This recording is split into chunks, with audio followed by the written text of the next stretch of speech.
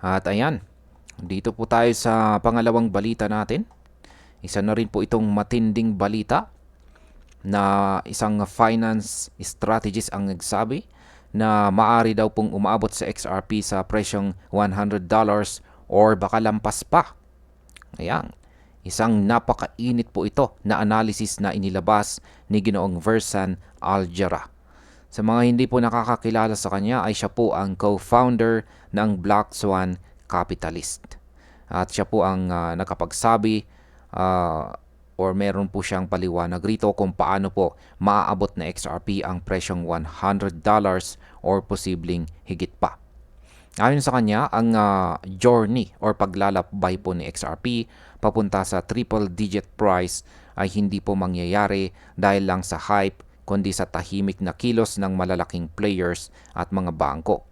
Ang kanyang analysis ay nagbigay po ng malinaw na roadmap kung paano po maaaring tumaas sa XRP mula sa kasalukuyang presyo nito hanggang sa presyong $100, $1,000, or ang matinding $10,000 na presyo sa hinaharap.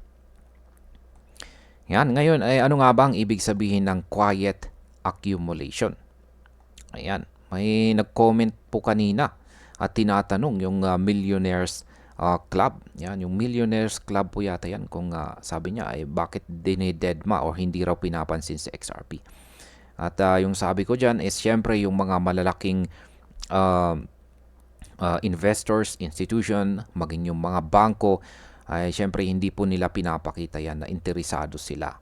Ayan, kung sana ay ginagamitan po nila ito ng quiet accumulation. Ayan, tahimik pala na sila ay bumibili. Yung iba sinisiraan tapos tahimik pala na sila ay nag-a-accumulate. Yan, sabi po rito ni Ginoong Aljara na ang unang hakbang para maabot na XRP ang $100 ay nagsisimula po sa tahimik na accumulation. Yan, or quiet accumulation. Ang ibig po niyang sabihin ay matagal nang bumibili ng XRP ang mga malalaking players gaya ng mga bangko at financial institutions sa tahimik na paraan. Habang ang mga retail traders ay natatakot po at nagbebenta tuwing bumabagsak ang presyo, ang mga malalaking players naman ay bumibili ng paunti-unti at inilalagay po ito sa private custody or OTC desk. Yan, OTC desk. Kapag lumipat po ang XRP mula sa mga exchanges papunta po sa private wallets, lumiliit po ang available supply para sa trading. Ito po ay nagre-resulta sa tighter circulating float. Kapag may dumating po na bagong demand sa market, mas malaki po ang price reaction dahil limitado ang supply. Ito ay bullish signal at posible pong mag-trigger ng malakas na pagtaas ng presyo kapag nagsimula ang susunod na malaking rally. Ngayon ay bakit po ba mahalaga ang supply reduction? Ang supply reduction ay mahalaga dahil kung maliit po ang natitirang XRP sa mga exchanges, mas mabilis po na tataas ang presyo kapag lumaki ang demand. Ipinapakita po ng on-chain data na patuloy po ang pagbaba ng XRP balance sa mga malalaking exchanges. Ibig sabihin ay mas marami pong hawak ngayon ang mga long-term holders. Kapag tuloy-tuloy po ang trend na ito, magiging volatile, pataas ang galaw ng presyo. Ang kahit katamtamang pagbili mula sa mga bagong investors ay maaari pong magdulot ng malaking pag-akyat dahil kaunti na lang ang available na tokens para mabili. Ngayon ay paano po pinapalakas ng adoption ang demand? Hindi sapat ang supply reduction kung wala pong real-world demand. Dito papasok ang papel ni Ripple sa paggamit ng on-demand liquidity or ODL. Sa pamamagitan po ng ODL, ginagamit ang XRP bilang bridge asset para sa cross-border payments. Ito po ay nag-generate ng consistent buy pressure dahil bawat transaction ay nangangailangan ng XRP para gumana. Habang dumarami po ang mga financial institutions na gumagamit ng Ripple technology para sa remittances at saka corporate payments, lalo pong tumataas ang transactional demand para kay XRP. Ito ang klase ng demand na sustainable at hindi lang nakadepende sa hype, kaya kayang suportahan ang long-term price growth. Ayan, dito naman po tayo sa regulatory clarity. Bakit po ito mahalaga? Ang isa pang malaking factor ay ang regulatory clarity. Matapos po kasi ang mahabang kaso sa SEC, malinaw na ngayon ang legal status ni Ripple at XRP. Nitong August, pareho pong nag-withdraw ng kanilang appeals ang Ripple at SEC at inaprubahan na ito ng Appellate Court.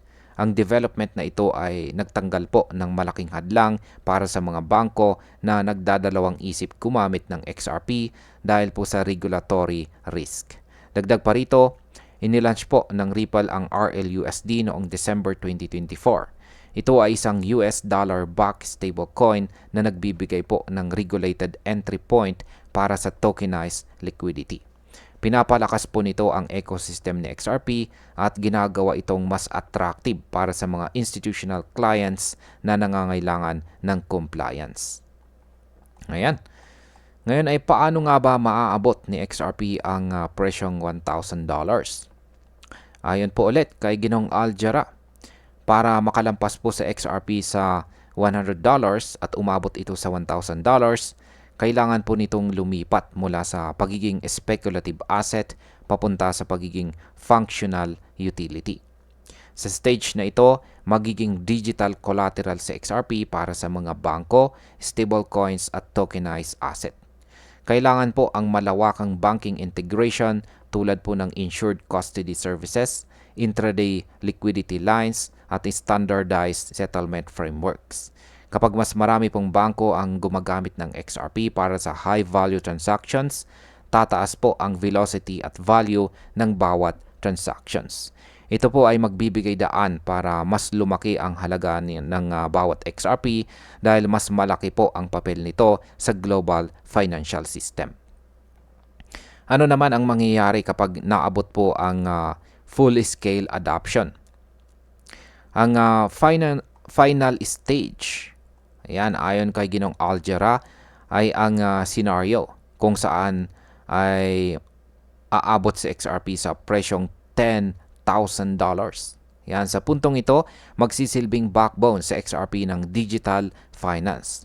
Siya po ang magiging pangunahing settlement asset para sa tokenized dEPs, stablecoins at saka cross-border payments. Ayon po kay Ginong Aljara, hindi na batay sa speculation ang presyo sa stage na ito, kundi sa aktual na halaga at liquidity na pinoproseso ng XRP ledger. Ito po ay parang digital gold na ginagamit sa pang-araw-araw na transaction sa buong mundo. Kahit ambitious po ang target na ito, may kapasidad po ang XRPL na mag-handle ng ganitong kalaking volume dahil sa bilis at scalability nito. Ano naman ang strategic path forward? Binanggit po ni Ginong Aljara na para maabot po ng XRP ang $100, dapat magpatuloy po ang mga bangko at malalaking player sa tahimik na accumulation or quiet accumulation.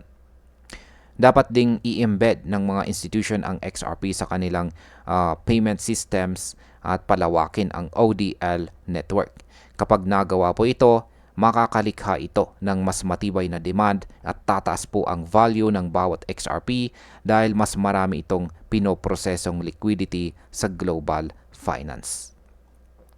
Yan, ang opinion ko naman tungkol dito ay ang analysis ni Ginong Aljara ay nagpapakita na ang paglalakbay ni XRP papunta sa mataas na presyo ay hindi po mangyayari sa loob lamang ng isang gabi. Ito ay dadaan po sa malinaw na proseso ng accumulation, adoption at saka integration. Ang mga sinyales ng supply reduction at regulatory clarity ay nagbibigay po ng positibong pananaw na maaari pong maabot na XRP ang mas mataas na presyo sa hinaharap. Kung magpapatuloy po ang trend ng institutional accumulation at lalong tataas ang paggamit ng ODL, posible pong makita natin ang price surge na inaabangan ng maraming XRP holders. Ngunit dapat po nating tandaan na kailangan din ng consistent na demand at global integration bago po maabot ang ambitious targets tulad po ng $1,000 o ang napakatinding $10,000.